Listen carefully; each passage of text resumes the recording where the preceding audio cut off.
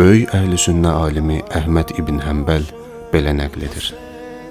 Abdullah ibn Nəcih atasından nəql edir ki, Nəcih əli ilə yol gedirdi.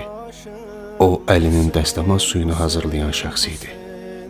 Siffeynə getdikləri zaman Neynəvaya, yəni Kərbalaya yetişdikdə Əli səslənərək belə dedi: "Səbr et, ey Əba Əbdillah.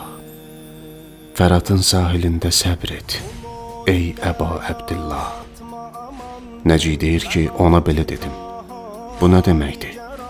Əli buyurdu: "Bir gün Peyğəmbərin yanına daxil oldum. Onun gözlərindən yaş axırdı. Dedim ki, ey Allahın Peyğəmbəri, kimsə səni əsəbləşdirib? Nəyə görə ağlayırsan?" Peyğəmbər buyurdu: "Xeyr, biraz öncə Cəbrail yanımdan ayrıldı. O mənə dedi ki, Hüseyn Fərat sahilində öldürüləcək." Peyğəmbər buyurdu ki, Cəbrail sözünün davamında belə dedi: "Qoxlamaq üçün həmin torpaqdan sənə biraz təqdim etməyimi istəyirsənmi?" Ona bəli dedim.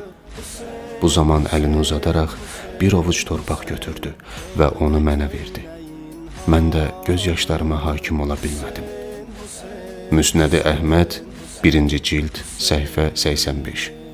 Heysəmi Məcmuəz Zəvaid kitabının 9-cu cild, 190-cı səhifəsində bu hədis barədə belə yazır: Hədisin sənədində olan şəxslərin hamısı doğru danışan şəxslərdir.